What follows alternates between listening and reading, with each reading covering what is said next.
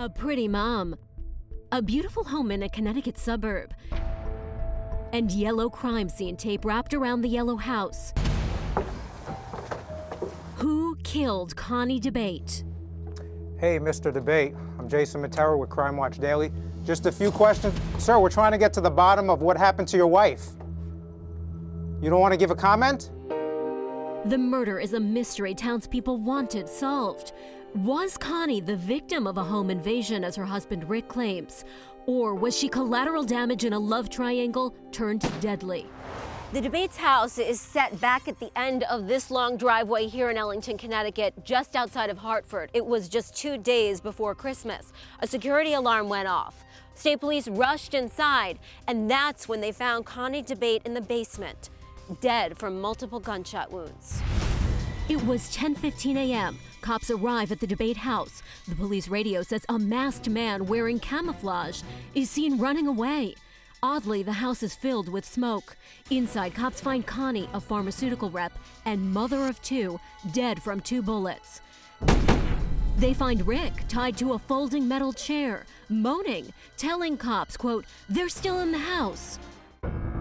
Today, there's a dramatic new development in a case that Crime Watch Daily has been following since day one. A crime that people in Ellington, Connecticut are still talking about. It's sad, man. After nearly a year and a half, Connie's husband Rick is arrested.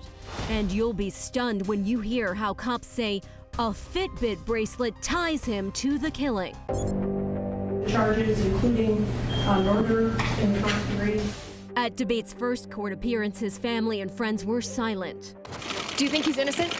DeBate is charged with murder, tampering with evidence, and making a false statement. Why did it take so long to arrest and charge DeBate? The amount of witnesses can be very large. So if it takes, a short period of time to do the investigation, or it takes a very long period of time to do the investigation, our only concern is the victim and that this investigation is properly conducted. Cops arrested DeBate as he pulled onto his street. There he is in the police cruiser, looking dejected as he's taken into headquarters. They wouldn't bring the case up, they didn't really have a lot of evidence. And much of that evidence is outlined in the 50-page arrest warrant obtained by Crime Watch Daily. DeBate describes the intruder as having, quote, a deep voice like the actor Vin Diesel. He gave them a basic that somebody did break into the home. Could the alleged motive be found in the revelation of a now-admitted affair between DeBate and an old high school friend he says he impregnated? According to the arrest warrant, DeBate reveals intimate details, saying his friend wanted a baby and he was, quote, going to donate sperm, but the process was too lengthy and expensive. So he claims he did some, quote, untraditional things and the woman got pregnant. And get this, he claims he and Connie were actually going to co-parent the baby. Then this situation popped up like a expletive soap opera, he says. Police say there is no evidence Connie knew about the affair. This friend of Rick's talked to our Jason Matera. Well, you believe that's Rick's baby. 100%. According to the warrant, DeBate and the woman even had pet names for each other. He called her my little love nugget. She called him my little expletive. At the same time, DeBate and his wife Connie texted each other cute messages. I love you, Buttercup, he said, and then she said, I'm ready for you, big boy. But according to the warrant, the alleged baby mama appears to be jealous after DeBate took his wife to Vermont for a vacation. What are you doing, Rick? Are you playing me, she wrote? Well, there were a lot of text messages. How do you tell, by looking at that communication, what could be incriminating versus what is just casual conversation? The detectives comb through all of that and they use that, those are puzzle pieces. So they take those pieces and plug them in. If they fit, then yes, they are part of this investigation. Cops searched Connie's cell phone and found notes titled, quote, I want a divorce. He lies to people and makes them think we have a great sex life and we are this super couple. He does not romance me unless forced. And you'll be shocked when you hear how investigators determined the exact time Connie was killed.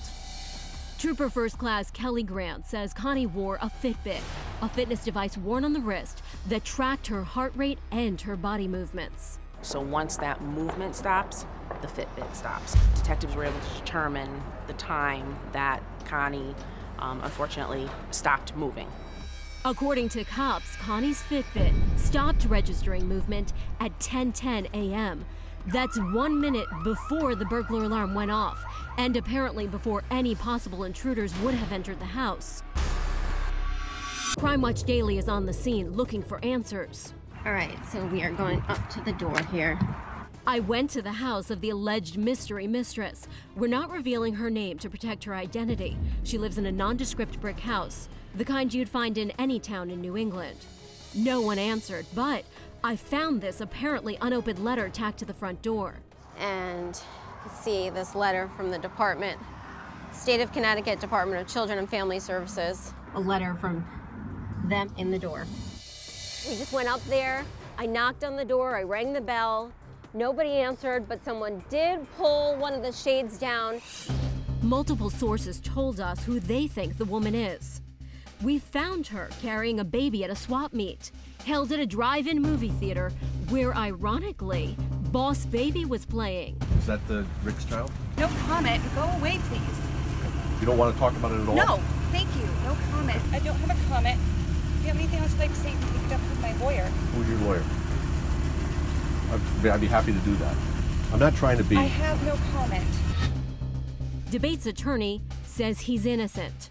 He pleaded not guilty and waived his right to a probable cause hearing. Wearing a yellow jumpsuit, DeBate looks dour as the state's attorney asks for a $5 million bond. Our information is that it comes from a family, extended family of considerable means. His lawyer argued for a much lower amount. Mr. DeBate has no criminal record. He's 40 years of age.